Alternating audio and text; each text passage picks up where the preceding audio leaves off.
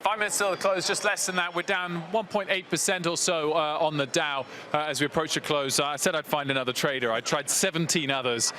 Finally, I found someone that would speak to us. Kenny, talk us through what's been happening this final hour of trade. A bit of a yo-yo. A bit of a yo-yo. Stock for sale on the bell. That's been adjusting as we go, but net, it's still for sale on the bell. I told you earlier today we broke technically on the S&P, which was really significant because now you see the market kind of fell right out of bed at that. It's struggling to get back. It's not going to close above that level tonight, which only sets us up for further downside tomorrow. People should be careful at this market at the moment. Today, it felt like the selling in the afternoon was completely US-led. It wasn't whilst international markets were open. No, is that a concern? No. Well, what I'm saying is, no, I don't think it's a concern at all. I think it goes right to the psyche of the U.S. market and what the U.S. investor is. Although you have to understand something. Once again, once you break those technical levels, the rule set on these automated trading systems, they kick in. The algorithms don't care. They're not married to a position. There's no emotion. The rule said sell it. They just sell it because they're going to raise cash. It's exactly what you saw, because just like yesterday, what happened with NASDAQ, you could feel all of a sudden the flush in the market. When it happened at the S&P,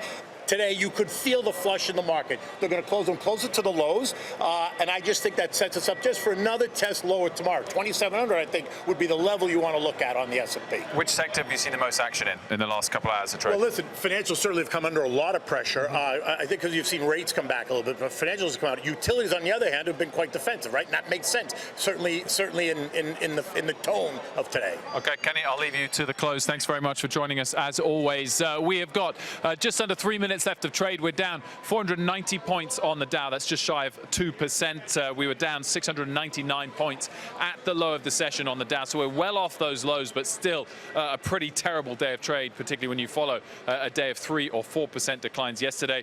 Joining me now, Bob Pisani, as we approach the close. Bob, talk us through the main factors as you see it. Well, we had an interesting open. People were expecting a big down open, and then we got a CPI number that was weaker than expected. That dropped the yields. That made people very happy. Fed maybe being less aggressive.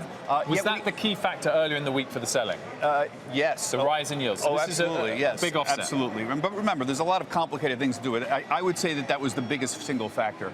Then, in the middle of the day, of course, we had an enormous sell program at 2:30, and Wolf, I got to check this, but this was the biggest program I've seen since February. I'm talking a lot of sell orders just came through right over the transom at 2:30. They turned around, bought Treasury bonds at the same time. I thought it had the smell of a flush out. The volume was so big, it had the smell of a bit of a flush out. I'm a little disappointed we're down 500 points, I have to say. Usually, with that kind of volume, you'd hold it a little bit better, but we had a very interesting we're not day. Down more? No, I'm disappointed it didn't rally a little bit more.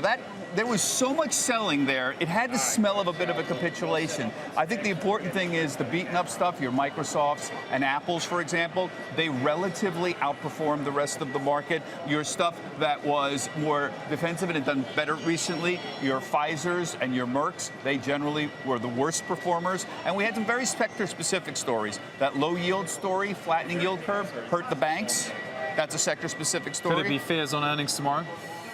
I think, Jamie Dimon's the best at this. You know that. You've been with him. He'll come out and he'll have some way of saying, folks, let me tell you, the economy is doing really well. Here's what we're concerned about, but don't worry about it too much. I think that's his attitude. They'll ignore him, though, if they miss in terms of earnings and if they miss in terms they're not going to give him a break credit costs. No, they're not going to give him a break. The other thing I just want to mention is oil, which didn't help us. Energy had been strong. We got a bigger build than expected, and all the oil stocks kind of fell apart. So we had consumer staples not helping. We had oil not helping. We had banks not helping, and tech's a little bit better. So all the value was terrible, and all of the growth was a little bit better, not as bad overall. So I think the only unfortunate thing about today is I don't think we've solved anything. I don't think you can say we have a decisive bottom right now. And of course, with the Dow down about 2% as we approach the close, that means it's down about 5% for the week, and we've still got 1 day of trade left. Of course, Shanghai's down about 9% for the week. Germany's down about 5.5%.